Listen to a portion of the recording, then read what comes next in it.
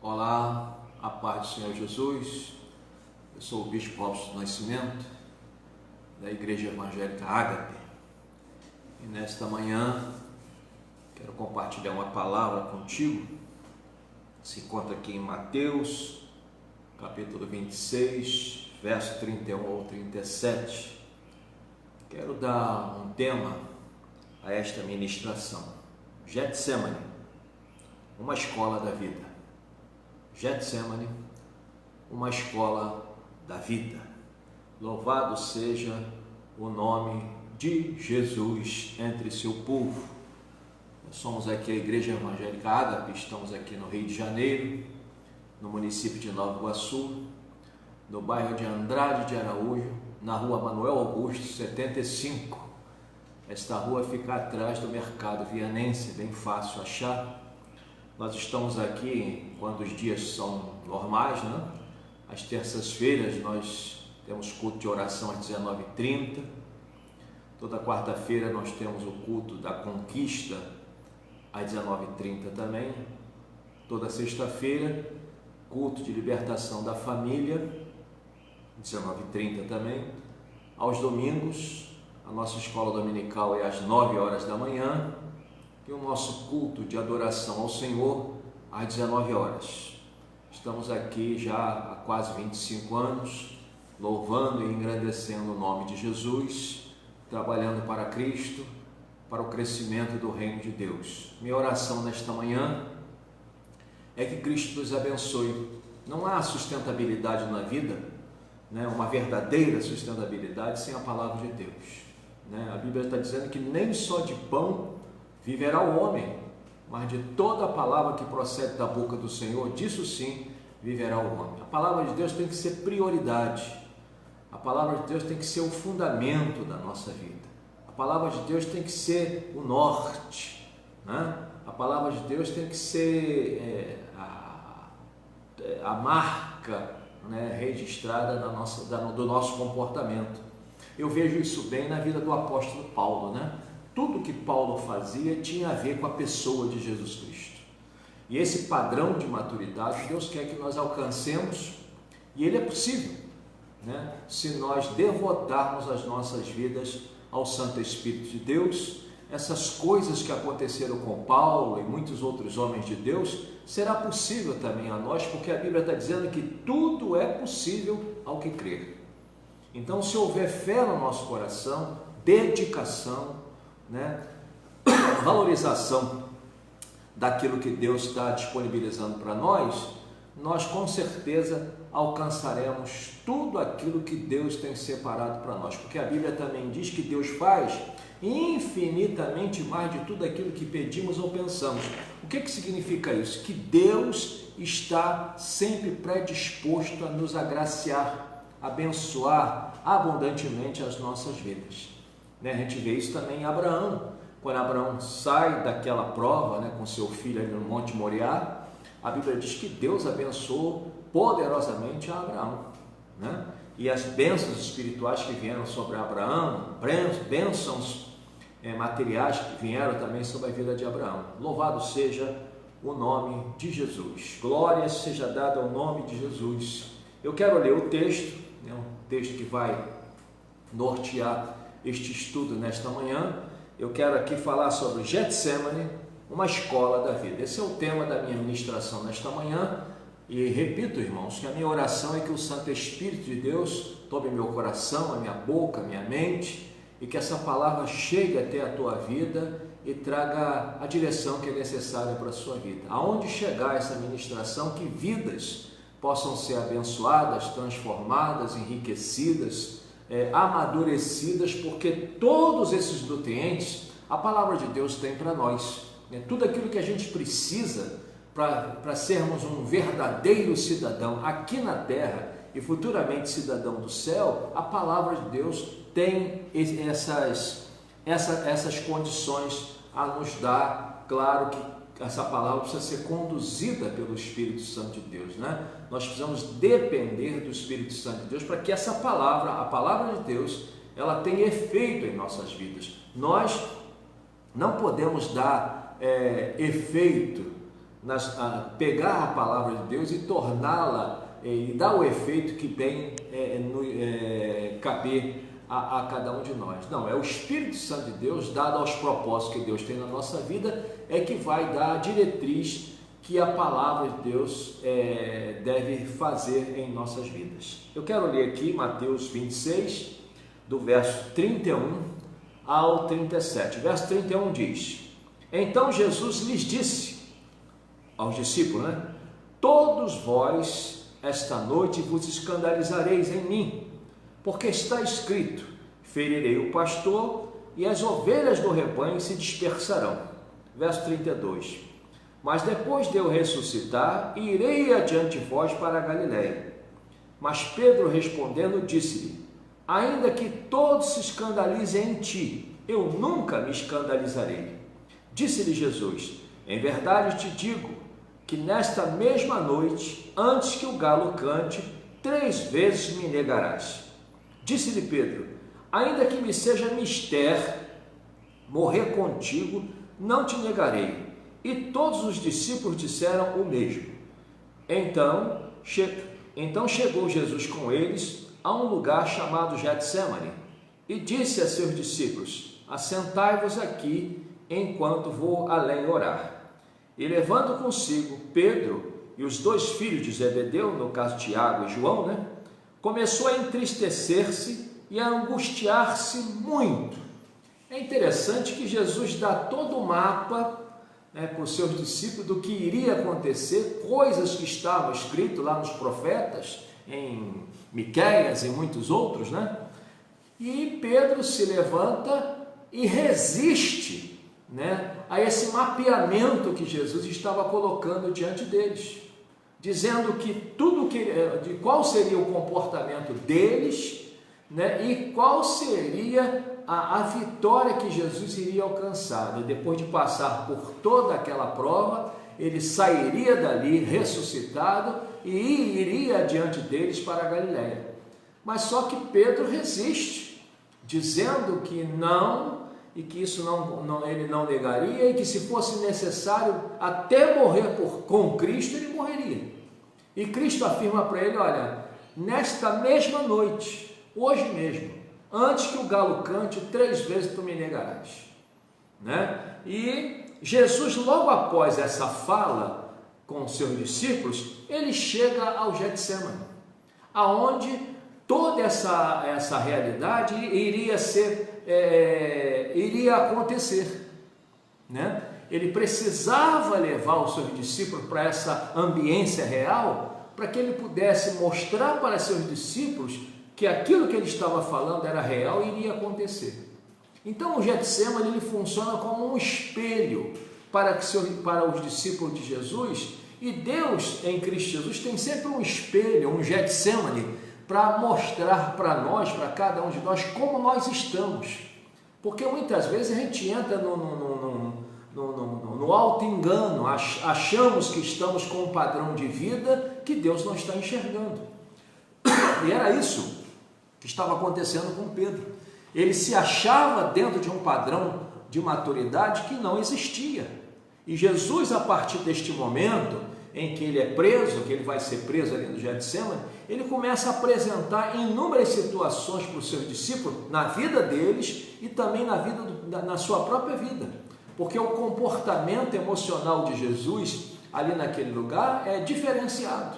Uma outra pessoa ficaria desesperada, uma outra pessoa iria se apoiar na ajuda que Pedro estava dando com a sua espadinha, mas Jesus não, manda Pedro guardar a espada, que quem levanta a espada pela espada vai morrer. Enfim, ele coloca, ele cura, ele faz um milagre na orelha de Malco, a orelha que Pedro cortou. Jesus vai lá e repõe aquela orelha, fazendo uma cirurgia extraordinária de segundos, de minutos, não sei, mas que nenhum cirurgião da terra teria, pelo menos no tempo que foi feito, nenhum cirurgião da terra teria condições de fazer isso.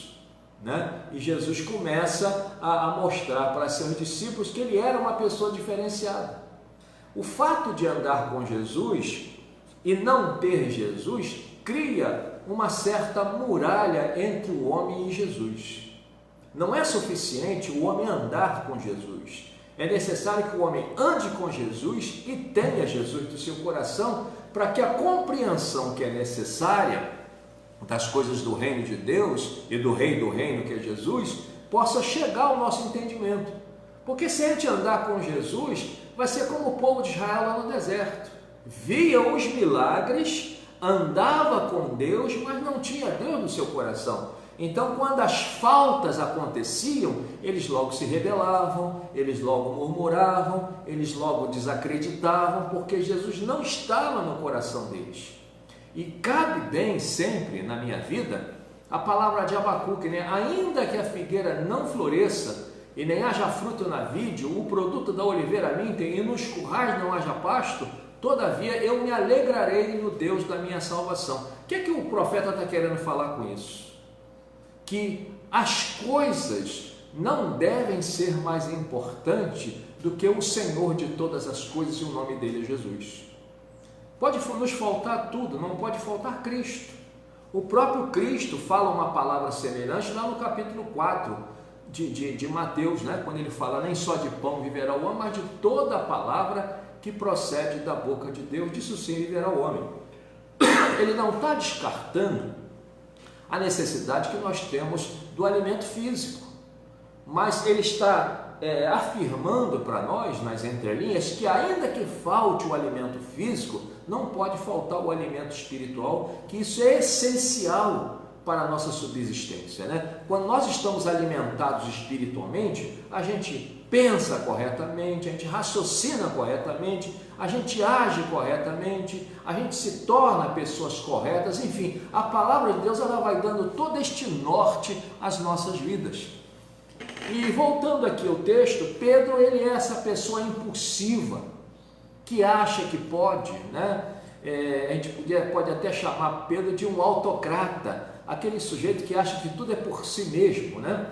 Então, ele toma essa iniciativa diante de Jesus, dizendo que até com a vida, ele morreria por Jesus, mas não deixaria, e tudo isso era muito sincero, ele não estava mentindo, só que ele não tinha essa capacidade para enfrentar, ele não tinha capacidade para enfrentar a situação do jeito que ele queria, com a espada dele, com o braço dele, com a força dele, com o raciocínio dele, com a mentalidade dele, não tinha essa capacidade. Então, a partir deste momento, nesse lugar, nesse encontro, nessa situação tão fatídica, né, é que ele começa a ter uma noção do que é a vida com Cristo, né? E nós não podemos realmente lutar com armas carnais, mas com armas espirituais poderosas em Deus, como orienta a Bíblia. E esses dias eu estava observando uma ilustração de que um viajante passou por uma cidade e viu um vaso, né, balançando muito por conta do vento que batia naquele vaso. E o viajante, vendo a dificuldade que o vaso estava tendo com aquele forte vento, foi ali, tirou uma porção de terra e colocou dentro daquele vaso, né? E aquele vaso logo ficou estável. Dias depois, descobriu-se que aquela porção de terra que aquele viajante colocara ali naquele vaso tinha semente, essas sementes cresceram e deram frutos, né? E dentro dessa ilustração, um dos frutos que deu foi a autoridade. E quando Deus, né, em Cristo Jesus veio à terra e falou que seus discípulos ficassem em Jerusalém, até que do alto fosse derramado poder sobre eles, quando eles receberam poder, é essa porção de terra, né? O poder, essa terra que ilustra, significa o poder de Deus na vida do homem. Sem o poder de Deus na vida do homem, o homem não tem autoridade para enfrentar os fortes ventos da vida. Então, e Pedro precisou dessa porção dentro de si, né, que tinha a semente da autoridade, a semente do discernimento, a semente da fé e muitas outras, ele precisou dessa porção dentro de si para que ele realmente pudesse se tornar um grande homem de Deus, um homem de vida acima da média, um homem com vida para além do esperado, né, no ser humano. Então, Pedro, nesse momento, ele era aquela pessoa vazia, né, oca por dentro, como muitas vezes o homem é. Ele pensa que ele pode servir a Deus do seu jeito, da sua forma, e nunca vai ser assim. Se Deus nos deixar, se Deus fosse usado do nosso jeito, ele não era Deus. Nós é que temos que nos adequar à vontade dele, à direção dele, para que verdadeiramente venhamos a atingir a maturidade espiritual que o Senhor tem sonhado para cada um de nós. A ideia de Deus é que nos pareçamos com Ele, né? No seu caráter, nas nossas atitudes, etc. Então Pedro está falando firmemente que não negaria, né? E que se fosse o caso, até a sua vida ele daria por Jesus, e Jesus contrapõe-se a Pedro, dizendo que naquela mesma noite ele mudaria de ideia. Que aquilo que ele estava falando era só para aquele momento, que tudo estava ainda em paz, que nada ainda havia acontecido, que as pressões ainda não tinham dado seu início. E quando as coisas começaram a acontecer, quando aquela multidão chegou ali junto com Judas Iscariote, Pedro mudou radicalmente, não só ele, mas os outros discípulos, que chegaram um momento que até fugiram, dada a pressão que se encontrava ali naquele lugar. Não só a pressão dos soldados, mas as trevas estavam ali interessadíssimas, né, em derrubar a pessoa de Jesus Cristo, né? E me sobe uma pergunta aqui para nós darmos início a esse estudo. O que é o Getsemane? É uma escola real. A primeira definição que eu posso dar aqui para o Getsemane, que o Getsemane é uma escola real. Eu sempre falo, né, estou sempre repetindo, que Deus só treina os seus com fatos reais. Não adianta. Né? Para que Pedro fosse treinado, para que Pedro pudesse entender o que Jesus estava falando com ele e com os demais discípulos, eles precisavam de uma situação real. E o Getsemane é esse ambiente real, com situações reais, para que eles pudessem entender a incapacidade deles, a infinitude deles e a glória de Deus que estava ali na pessoa de Jesus Cristo. Só assim eles puderam fazer separação entre o passageiro, entre o natural e o espiritual. Só dentro de uma situação real é que eles puderam identificar essas coisas. Então o Getsemane é uma escola real de integridade, né? Porque no Getsemane a integridade do homem é provada. Aquilo que Pedro falou, que se permaneceria íntegro na presença de Deus, isso foi provado. E a gente aprende com Pedro que tudo aquilo que a gente fala vai passar pela prova. Olha, eu vou fazer um regime este ano. Você vai ser provado. Vai aparecer a comida na hora que você estiver fazendo um regime, um jejum. Enfim, vai aparecer alguma coisa para se contrapor àquele benefício que você está tentando trazer para a sua vida. Então o Getsemane é o quê? Uma escola real de integridade, é uma escola real de teste para as emoções. Nossas emoções sempre vão ser testadas, né, nas diversas áreas. Quantas vezes você sai de casa em paz e pega uma condução ou está dentro de um trânsito, alguém te aborrece e aquela paz que você estava no teu coração, por não vigiar por algum momento, ela escapole da tua vida por alguma questão. Então, nossas emoções elas vão ser testadas, como foi testada as emoções dos discípulos ali dentro do Getsemane. E se há uma área, irmãos, importantíssima na vida do crente, é as emoções. Você tem que saber colocar a emoção correta dentro das situações. A Bíblia falando sobre Jesus, quando ele entra no templo, ele se ira, mas ele não perde a noção do ensino.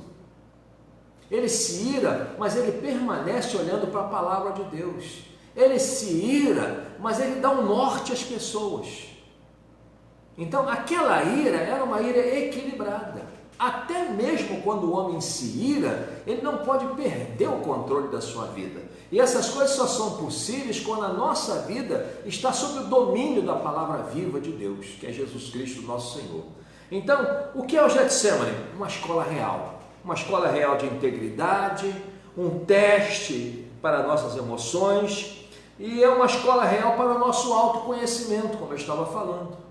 É nessas situações difíceis que verdadeiramente nós vamos nos conhecer, né? O nosso grau de autossuperação, o nosso grau de ousadia, o nosso grau de fé, o nosso grau de iniciativa, se a nossa iniciativa ela é nociva ou benéfica, se ela é útil ou inútil. Tudo isso a gente vai poder avaliar se realmente somos pessoas sinceras conosco mesmo. A gente vai fazer essa autoavaliação, né? Então, no Getsemane é uma escola real para o autoconhecimento. Quando nós estamos, repito, dentro de uma situação adversa, verdadeiramente principalmente nessas situações, que verdadeiramente nós vamos nos conhecer. Porque muitas vezes nós vamos ser surpreendidos pela nossa própria natureza. Nós achamos que somos uma coisa, nós achamos que podemos fazer muitas coisas. Na realidade, quando uma situação adversa se apresenta, a gente mostra um outro perfil de vida. E foi isso que aconteceu com Pedro. Ele fez algumas afirmações. Quando a situação que Jesus havia falado se apresentou, Pedro mudou radicalmente, os discípulos mudaram radicalmente. Só quem não mudou, só quem permaneceu, só quem não muda em situação alguma, porque a Bíblia diz que o Senhor é o Senhor e Ele não muda. Jesus não mudou o seu propósito.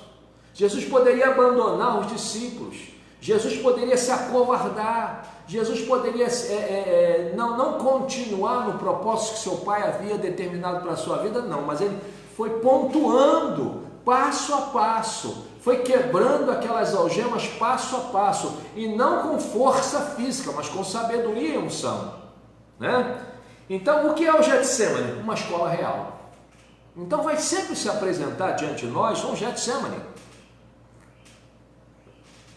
E Deus, Ele faz isso para que a gente possa se autoconhecer e para que nós possamos observar, né, as virtudes do céu que estão em nós e se verdadeiramente estamos fazendo um bom uso disso.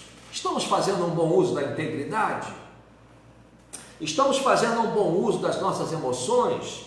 Estamos interessados em ter um bom autoconhecimento? Estamos nos autoconhecendo? Sabemos realmente quem nós somos? Então essas situações adversas, elas vão possibilitando tudo isso nas nossas vidas. Porque no primeiro momento, passa-nos a impressão que as provas são para nos destruir.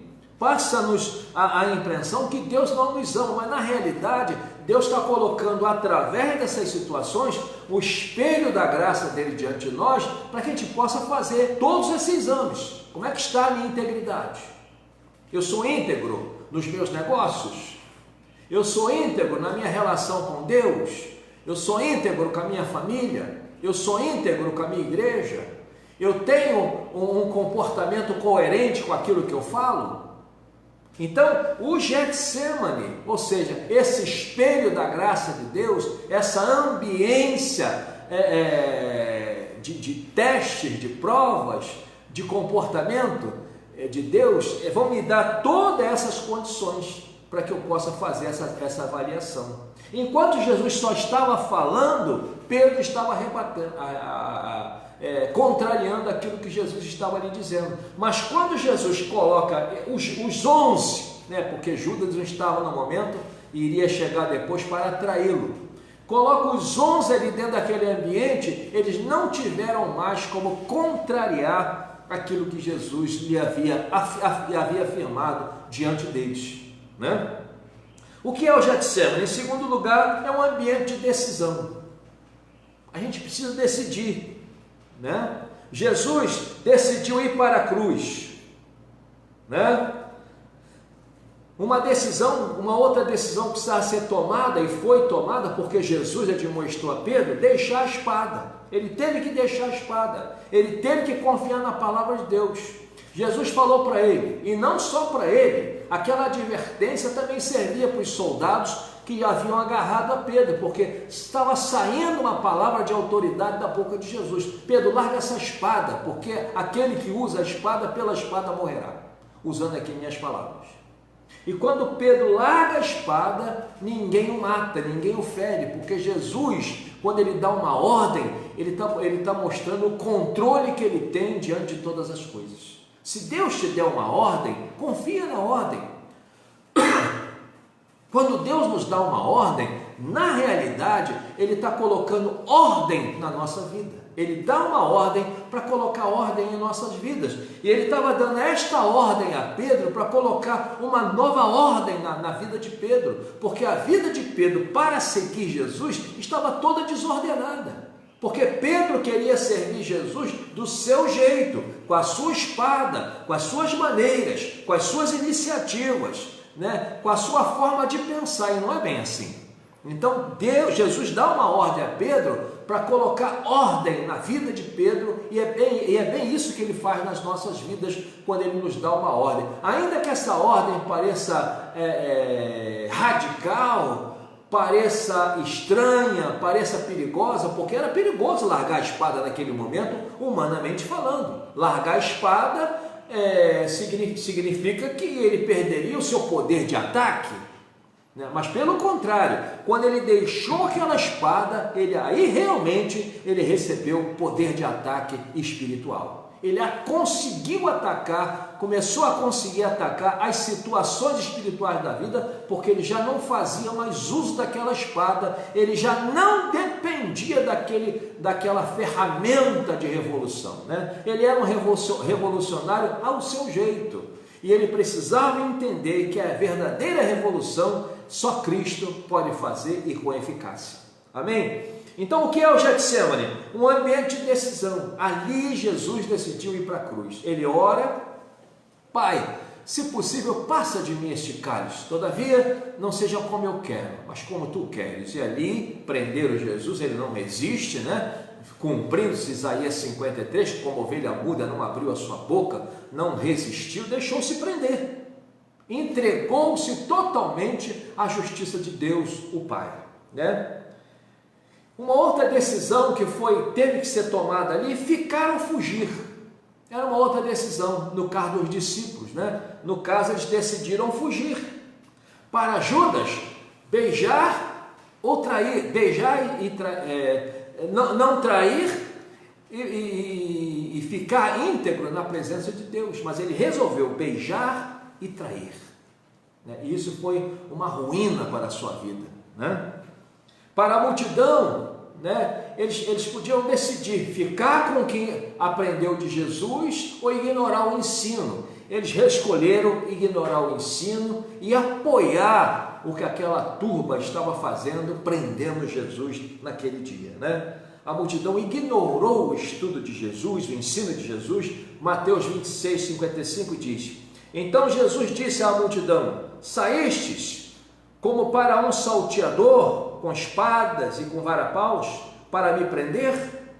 Todos os dias, ele explica, ele lança no rosto deles: todos os dias me assentava junto de vós, ensinando no templo, e não me prendestes. Estava todo dia com vocês, dando o melhor para vocês, vocês não me prenderam, e agora vocês tomam esse tipo de atitude, né? O que é o Getsemane? É um ambiente onde o Cordeiro de Deus deixou de ser substituído.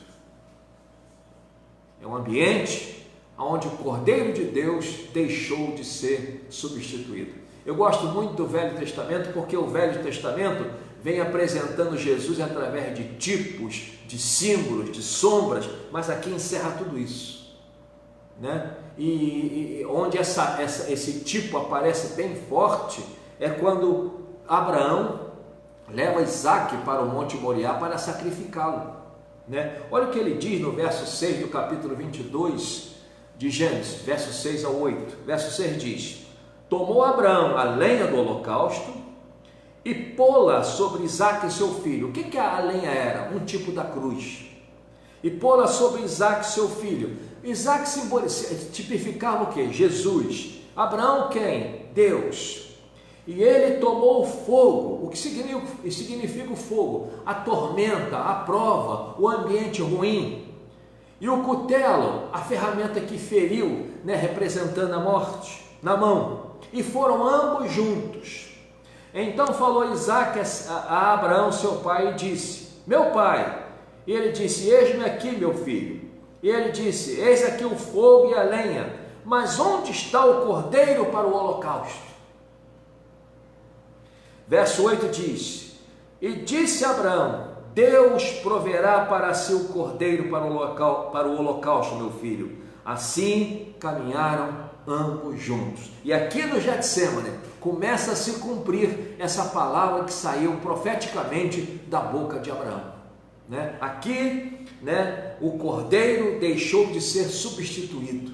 No Getsemane, o cordeiro de Deus deixou de ser substituído. Por que outrora ele estava sendo substituído? Para mostrar para as gerações, né? Deus é sempre didático, né? Ele vem mostrando passo a passo. Deus é sempre processual, preparando a humanidade para a vinda de Jesus, para a morte de Jesus, para a ressurreição de Jesus, e ele já está há 2000 anos preparando a humanidade para a volta de Jesus. Nós temos visto esse acontecimento esses últimos dias, essa praga que se encontra em todo o mundo, né, matando muitas pessoas, e é uma preparação. Deus está preparando o coração dos povos da terra para mostrar que Jesus Cristo voltará. Eu estava vendo essa madrugada um vídeo de um irmão, um pastor que tinha aqui em Nova Iguaçu.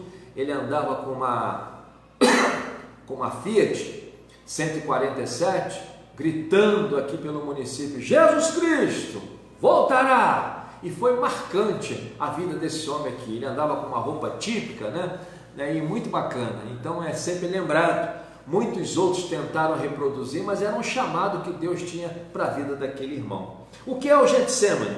Um ambiente onde a missão se estabelece. Ali Jesus estabeleceu a missão dele de forma clara, que veio para morrer, ressuscitar e dar a vida em resgate de muitos, né? Então, o que é o Getsemane? É um ambiente onde a missão se estabelece. Mateus 26, 53, verso 53 e 54 diz: ou pensas tu que eu não poderia agora orar a meu Pai e que ele não me daria mais de 12 legiões de anjos? Como, pois, se cumpririam as escrituras que dizem que assim convém que aconteça? Então aqui Jesus está estabelecendo a missão dele. Apesar do ambiente horrível que estava ali, um ambiente tenebroso, ele estava estabelecendo, confirmando a sua missão ali naquele lugar. Então Getsemane é um ambiente onde a missão se estabelece, é um ambiente onde a missão aparece, né? Ela é identificada. Olha o que diz aqui, João capítulo 18, do verso 4 ao 8. Verso 4 diz: sabendo, pois, Jesus todas as coisas que sobre ele haviam de vir, adiantou-se e disse-lhes: a quem buscais? Responderam-lhe: a Jesus Nazareno. Disse-lhes Jesus: sou eu. E Judas, que o traía, estava com eles. Quando, pois, lhes disse: sou eu, recuaram e caíram por terra. O poder da palavra de Deus, né? E tornou-lhes, pois, a perguntar: a quem buscais? Verso 7. E eles disseram: a Jesus Nazareno. Verso 8. Jesus respondeu: já vos disse, sou eu. Se, pois, me buscais a mim, deixai estes. Olha, Jesus sempre preocupado com seus discípulos, sempre preocupado em pastorear os seus. Então, e aqui a missão, ela aparece e é identificada. Jesus não recua. Pelo contrário, quando ele abre a sua boca dizendo sou eu, as pessoas caíram até no chão, né? Então, é um ambiente onde a missão é estabelecida, é um ambiente onde a missão aparece, é um ambiente onde Jesus identifica a sua missão, né? Que era para curar as pessoas, salvar as pessoas. No verso 50 do capítulo 22 de Lucas, olha o que diz: e um deles feriu o servo do sumo sacerdote e cortou-lhe a orelha direita. Verso 51.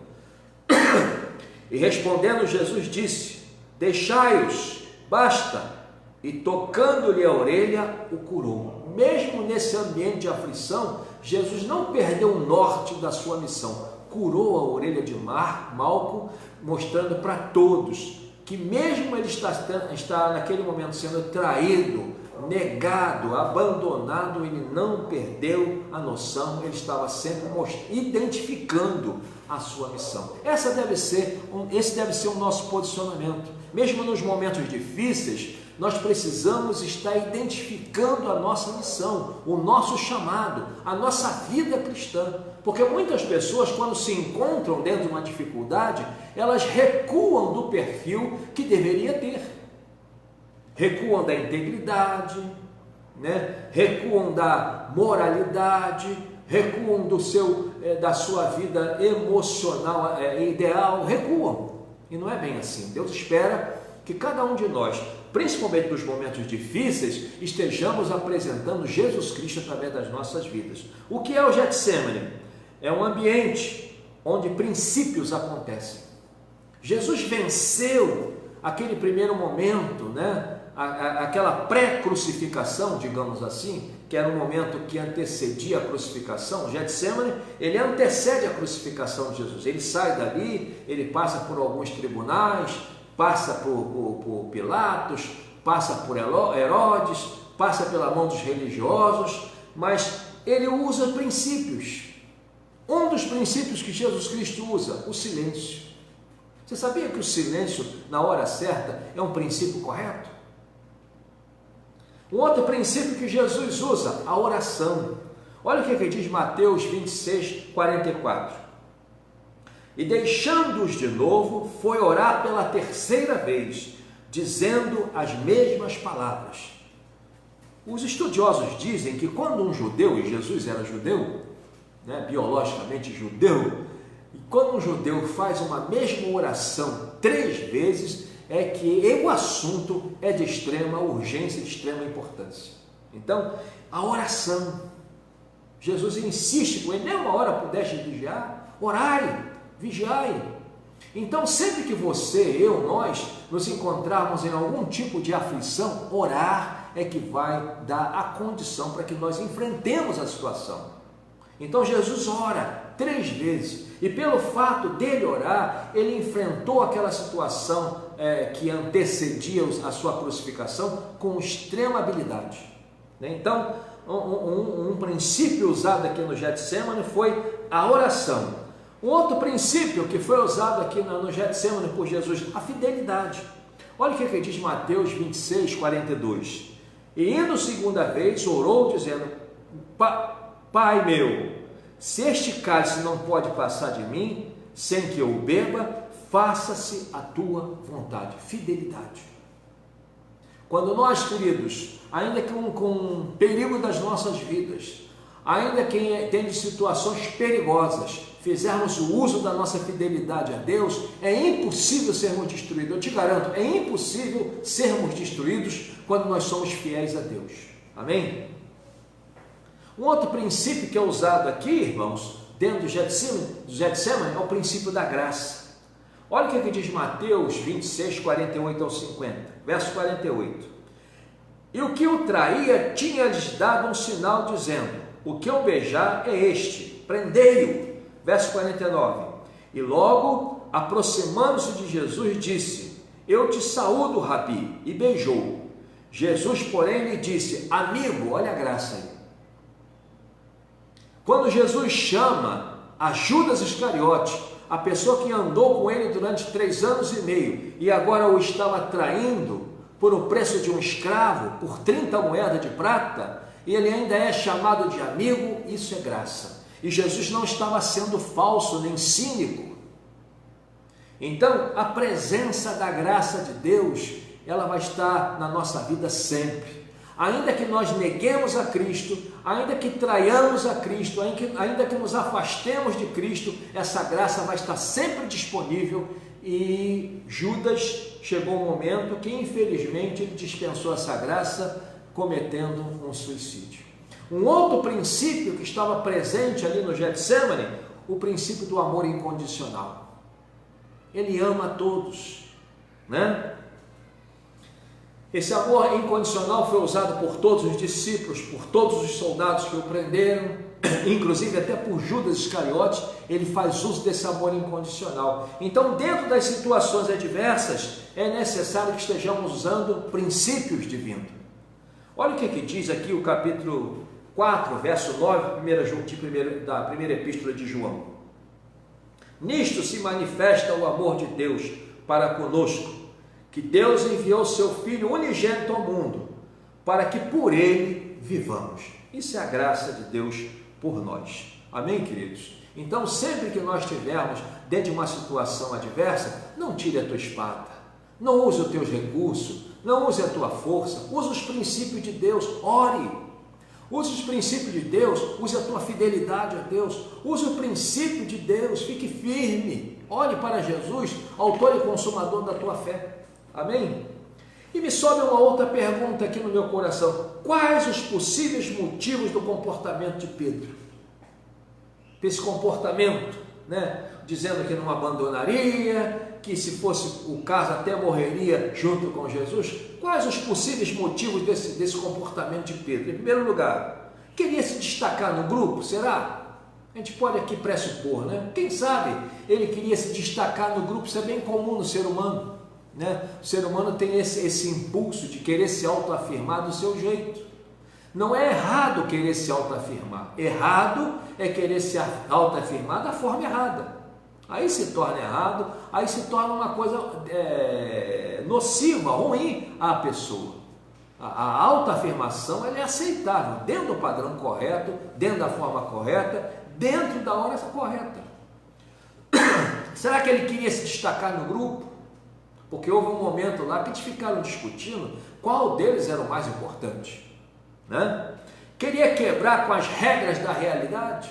Será que ele queria fazer isso?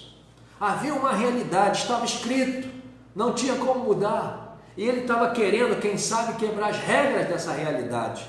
E quando Deus estabelece uma realidade, ninguém quebra, porque dentro dessa realidade, eu volto a repetir, tem ensinos para nós. Dentro dessa realidade que Deus estabelece, tem possibilidade para que nós amadureçamos. Dentro dessa realidade que Deus estabelece, tem como nós conhecermos mais e mais ao Senhor. Então tem sempre benefícios dentro dessas regras que Deus estabelece. Quais os possíveis motivos do comportamento de Pedro? Em terceiro lugar, queria ser aceito por Jesus, ser bem avaliado por Jesus? Será que era isso? A gente pode aqui pressupor, pensar nisso. Será que ele queria receber uma boa avaliação de Jesus? Em quarto lugar, será que ele queria involuntariamente esconder suas falhas de caráter? Porque muitas pessoas são assim, Não vou fazer, eu sou assim, vou até o fim, para esconder as suas falhas de caráter. Mas quando ele chegou no Getsemane, todas as suas falhas de caráter começaram a aparecer. E você sabe de uma coisa, querido, você que está me vendo? A melhor hora para Deus agir na vida do homem é quando as falhas do caráter do homem começam a aparecer. Vamos olhar para o médico, A pessoa vai no médico e está sentindo uma dor no braço. O médico não vê nada. Aí o que o médico faz? Manda bater uma chapa, como as pessoas antigas falavam, Aí vai identificar, e a partir da identificação, aí sim o médico vai providenciar a medicação. Então Jesus, ele permite essas situações para que as máculas morais da vida do homem comecem a aparecer, comecem a ser identificadas e comecem a ser medicadas por Jesus, Uma quinta possibilidade, um quinto motivo aqui, possível motivo, queria humanizar aquilo que não entendia, porque nós somos assim, Muitas vezes quando a gente não entende as coisas espirituais, a gente quer humanizar. Muitas foram as vezes que eles quiseram humanizar Jesus, quiseram colocar Jesus no mesmo nível horizontal deles. É bem comum, Em sexto lugar, queria proteger Jesus. Jesus não precisa ser protegido, ele é todo poderoso. E Pedro queria proteger Jesus. A melhor forma de nós nos protegermos em Jesus é confiar em Jesus. Esse é o princípio correto. Amém? Quais os possíveis motivos do comportamento de Pedro? Queria lutar contra as suas próprias limitações? É bem provável, né? A gente fica nessa luta dentro de nós, né? Lutando contra as nossas limitações muitas vezes. Queria potencializar tudo em sua espada? É bem provável também. Já pensou se ele consegue rasgar todos os soldados com a sua espada? Aonde ficaria a autoridade de Jesus? Aonde ficaria a pessoa de Jesus? Aonde ficaria a missão de Jesus se Pedro potencializasse tudo da sua espada? Está vendo, Senhor? Acabei com todos eles. Como se cumpriria a palavra de Deus? Como se cumpriria as Escrituras? Então, antes de usar os nossos recursos, pensemos: isso vai trazer algum dano ao processo que Deus quer estabelecer na minha vida? Eu preciso fazer essa pergunta.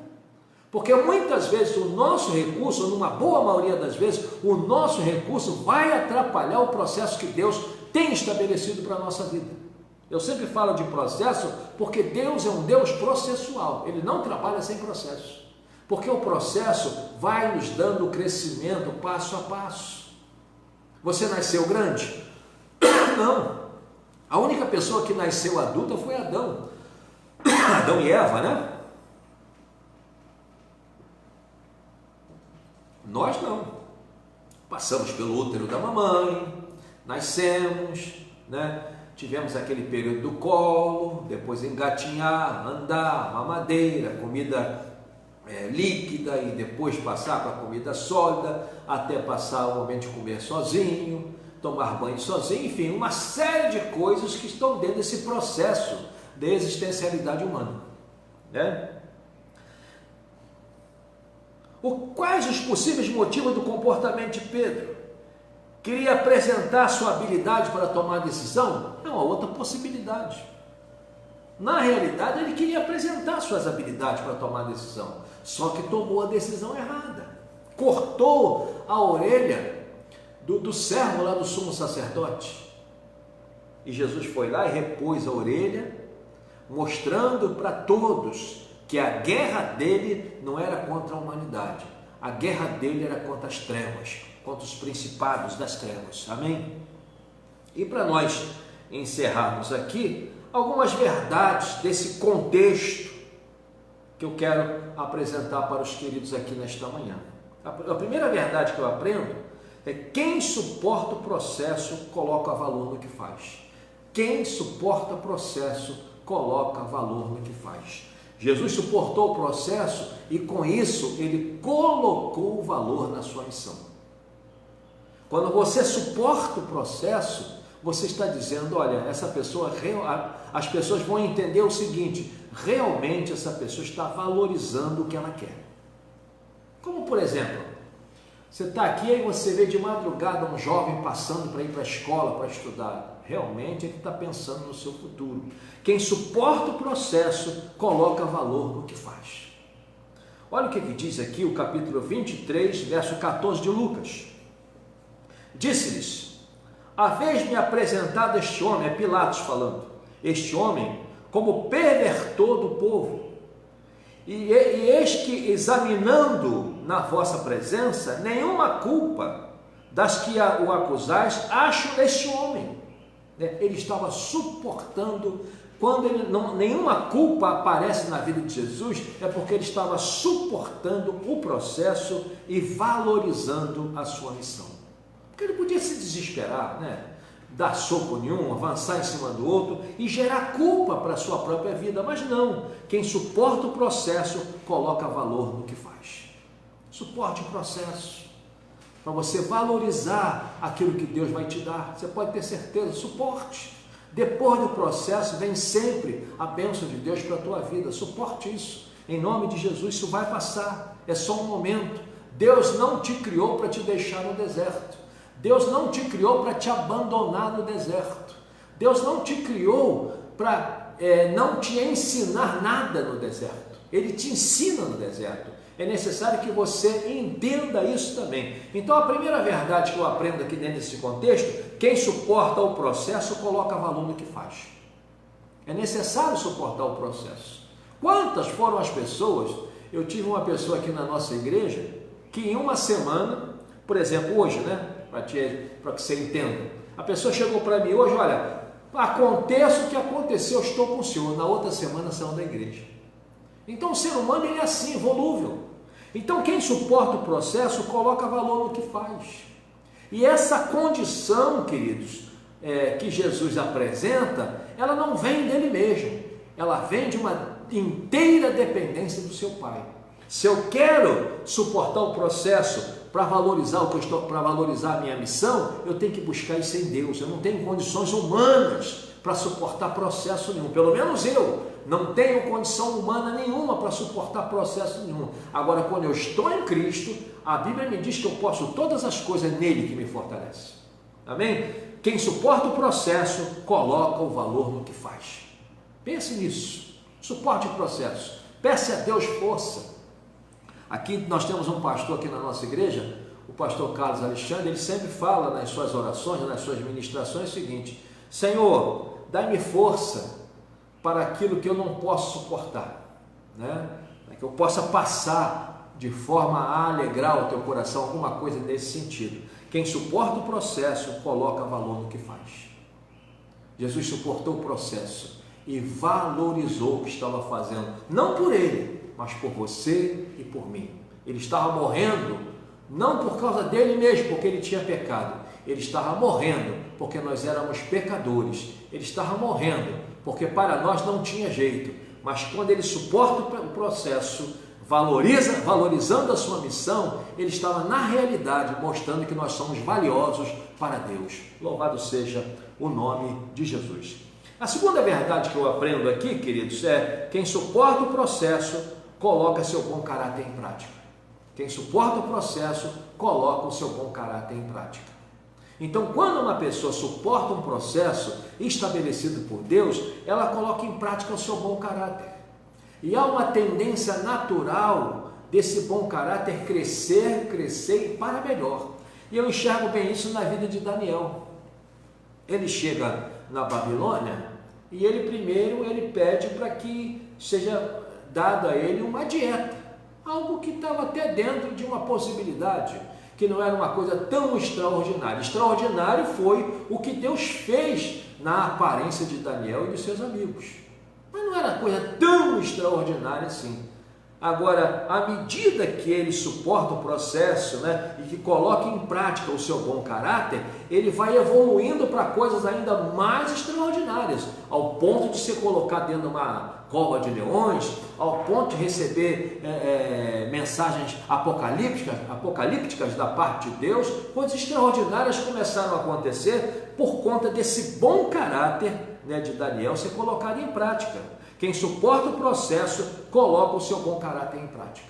Quando você suporta o processo, você está colocando em prática o seu bom caráter. Olha o que diz Lucas 23, 41. E nós, é o ladrão da cruz, né? O bom ladrão falando. E nós, na verdade, com justiça, porque recebemos o que os nossos feitos mereciam, mas este nenhum mal fez. Olha, Jesus colocou o seu bom caráter em prática. Quem suporta o processo, coloca o seu bom caráter em prática. À medida que Jesus está ali suportando, né, aquele processo tão doloroso, ele estava na realidade passando a informação para um daqueles ladrões ali a respeito do seu bom caráter.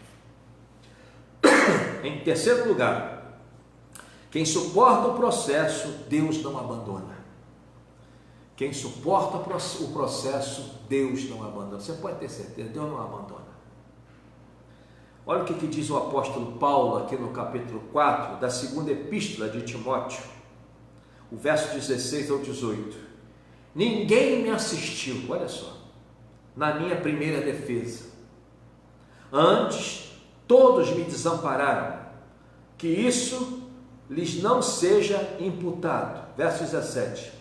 Mas o Senhor assistiu-me e fortaleceu-me para que por mim fosse cumprida a pregação e todos os gentios a ouvissem, e fiquei livre da boca do leão. E o Senhor me livrará de toda a má obra e guardar-me-á para o seu reino celestial, a quem seja glória para todo sempre. Amém. Quem suporta o processo, Deus não abandona. Deus não abandonou o apóstolo Paulo. Deus não vai te abandonar. Suporta esse processo. Fica firme. Você aguenta. Jesus é contigo. Amém? Glória seja a Deus. Eu gosto muito do texto de Isaías 40, né?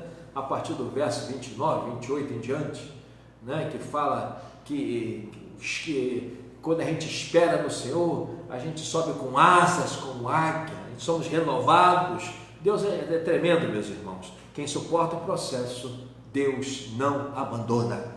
Em quarto lugar, a quarta verdade que eu aprendo aqui com esse contexto do Getsemane: quem suporta o processo torna real a sua visão.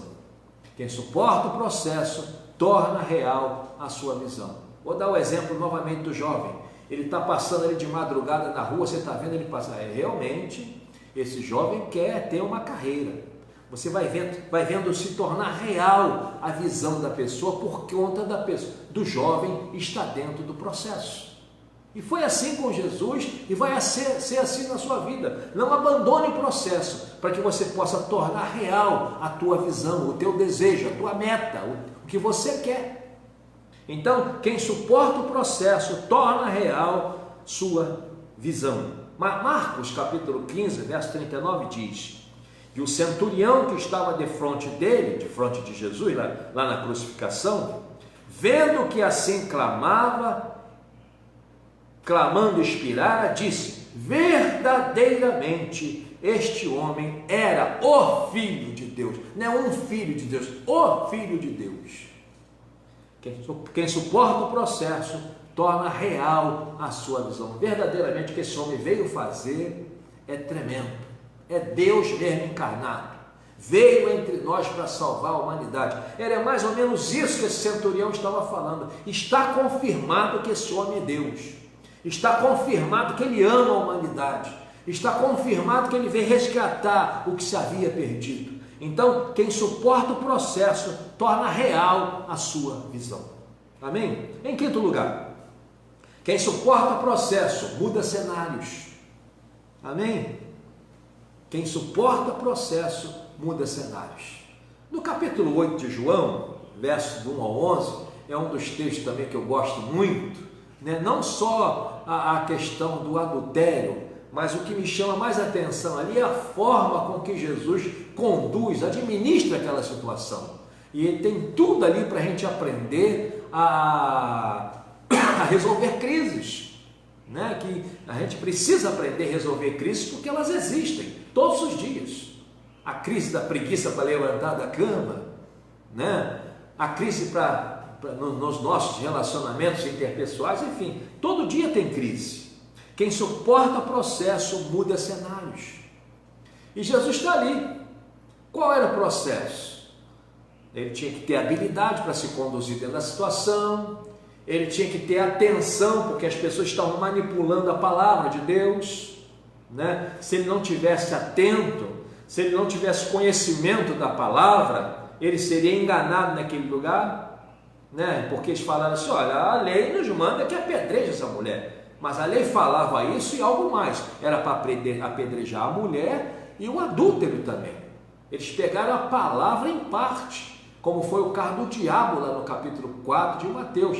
Pegaram a palavra em parte e em parte distorceu a palavra. Então, muito cuidado. Quem suporta o processo muda cenários.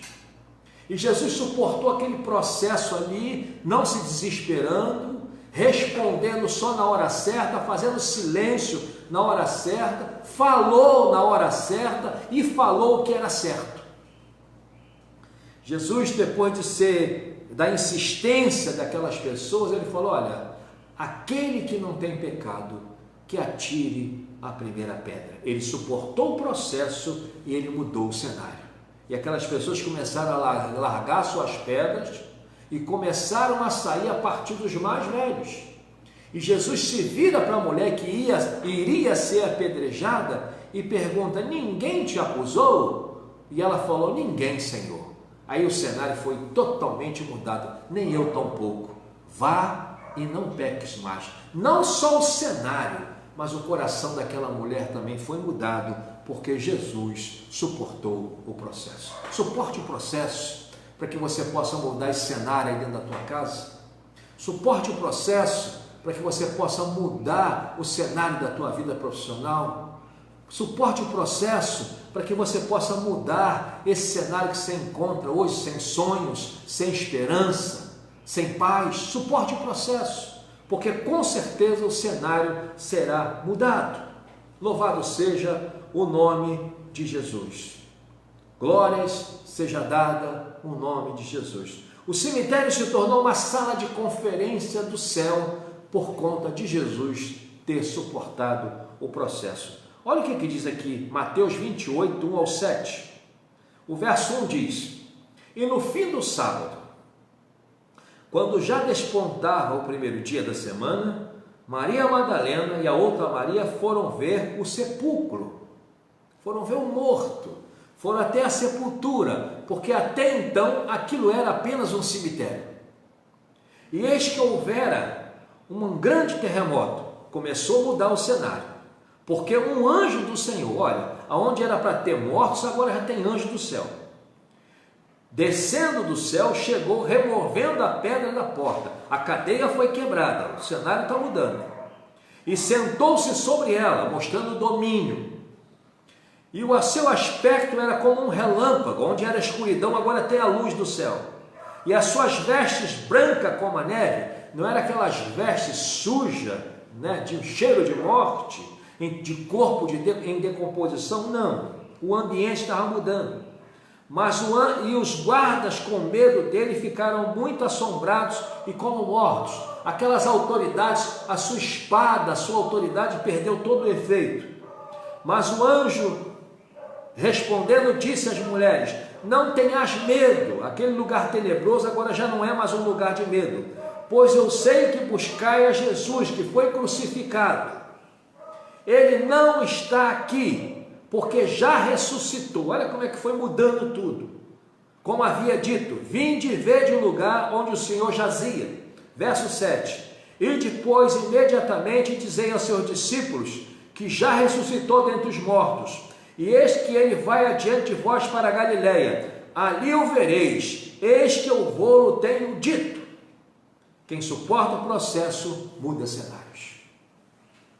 Jesus suportou o processo, e o cenário de morte que havia na terra foi mudado, e hoje esse cenário já não faz mais parte da vida daqueles que creem em Jesus Cristo como Senhor e Salvador das suas vidas. Louvado seja o nome de Jesus. Quem suporta o processo, muda o cenário. Se você suporta o processo, você tem autoridade para mudar o cenário. Amém? Glória seja dada ao nome de Jesus. Exaltado seja o nome de Jesus. Uma certa ocasião, me contaram uma história de que uma mulher, o marido bebia muito e ela orava sempre pelo esposo, e ela era conhecida pela sua paciência, pela sua brandura, pelo seu equilíbrio. E esse homem bebia com alguns amigos na rua, e um dia eles falaram para o marido daquela mulher: hoje nós vamos lá na tua casa perturbar a tua mulher, vamos embora. Ele viu aquilo como uma farra. Ele também era muito usado pelo diabo contra a própria esposa, e chegaram lá, fizeram barbaridades, urinaram no quintal, sujaram o banheiro, sujaram a cozinha, comeram, farrearam até tarde da noite, beberam, e aquela mulher limpando com aquela paz que procede do coração de Deus. No final da madrugada, todos eles se converteram a Jesus, o nosso Senhor, porque quem suporta o processo muda cenários. Às vezes o cenário é de humilhação, às vezes o cenário é de ingratidão, às vezes o cenário é de afronta. Suporte o processo e você vai mudar o cenário, não com as tuas forças, mas com o poder de Deus que virá sobre a tua vida. Creia nisso nesta manhã. Louvado seja o nome de Jesus. Em sexto lugar, quem suporta o processo desarticula sistemas. O primeiro sistema que foi desarticulado foi o religioso. Jesus suportou o processo, né? E o sistema religioso foi desarticulado. Olha o que é que diz Mateus 27:51. E eis que o véu do templo se rasgou em dois, de alto a baixo, e tremeu a terra, e fenderam-se as pedras. O véu do templo se abriu embaixo, né? O sistema religioso foi desbaratado. Eles faziam uso do sistema religioso para extorquir as pessoas. E naquele dia, quando o véu do templo diz que 2 cavalos ou mais não tinha força para rasgar o véu do templo pela espessura que ele tinha, mas Jesus, com o seu poder, fendeu ele de cima a baixo, né, mostrando para nós que quem suporta o processo desarticula sistemas. Quando Elias, né, passou por um processo muito difícil, escondido, fugindo, morando com a viúva, indo para lá, não tendo moradia certa, e por suportar o processo, ele desarticulou o sistema religioso da época. Olha o que é que diz aqui, 1 Reis 18:40. E Elias lhes disse: lançai mão dos profetas de Baal, que nenhum deles escape. E lançaram a mão deles, e Elias os fez descer ao ribeiro de Quizon, e ali os matou. Né? Desarticular o sistema religioso. Moisés também, por sua vez, né, faz o mesmo lá dentro do Egito, né, desarticula o sistema religioso da época. Louvado seja o nome de Jesus. E Jesus, por suportar o processo, o sistema político também foi desarticulado. 27:54 de Mateus diz: e o centurião, os que com ele guardavam a Jesus, vendo o terremoto e as coisas que haviam sucedido, tiveram um grande temor e disseram: verdadeiramente este era o Filho de Deus. Louvado seja o nome de Jesus, né? Um outro sistema, o sistema danoso, nefasto, também foi desbaratado por conta de Jesus suportar o processo. Capítulo 27 de Mateus, verso 52 ao 53. O verso 52 diz: e abriram-se os sepulcros, e muitos corpos de santos que dormiam foram ressuscitados. E saindo dos sepulcros, depois da ressurreição deles, entraram na cidade santa e apareceram a muitos. Mortos ressuscitaram, a vida voltou a ser vida. Pessoas voltaram a ter a oportunidade de viver eternamente com Cristo. Essa é a palavra que Deus colocou no meu coração para você nesta manhã. Espero que você tenha aproveitado. Eu sou o Bispo Robson Nascimento, aqui da Igreja Evangélica Ágape. Estamos aqui às terças-feiras, às 19h30, no culto de oração. Quarta-feira nós estamos aqui no culto da conquista também, às 19h30. Sexta-feira, nosso culto de libertação da família, às 19h30. Domingo, todo domingo, 9 horas da manhã, nós temos a nossa escola dominical e o nosso culto de adoração ao Senhor às 19 horas. Quando as coisas voltarem ao normal, se você não tem uma igreja para congregar, se você ainda não conhece a Jesus como Senhor e Salvador da sua vida, faça-nos uma visita, ou venha fora de um horário de culto, né? Me procure aqui, eu estou sempre aqui na igreja, ou ligue para mim, meu telefone é 021 979 38 1103, 021 979 38 1103. Para assuntos pastorais, estou sempre à disposição para ajudar os amados. Pense nessa palavra. Quando você suporta o processo, as coisas mudam. Nós muitas vezes queremos mudar o processo, e quando a gente tenta mudar o processo, a gente não muda as coisas. Pense nisso e seja firme. Você pode, porque a Bíblia afirma que você pode todas as coisas em Cristo que te fortalece. Tenha um bom dia, que Deus abençoe o teu domingo, que não falte o pão à tua mesa, que não falte saúde na tua casa. Fique firme, porque Deus em Cristo Jesus está no controle. O Salmo 24 diz que do Senhor é a terra e toda a sua plenitude. Isso vai passar, essa praga vai ter fim, essa praga não é maior do que Jesus. Louvado seja o nome de Jesus. Tenha um ótimo dia, a paz do Senhor.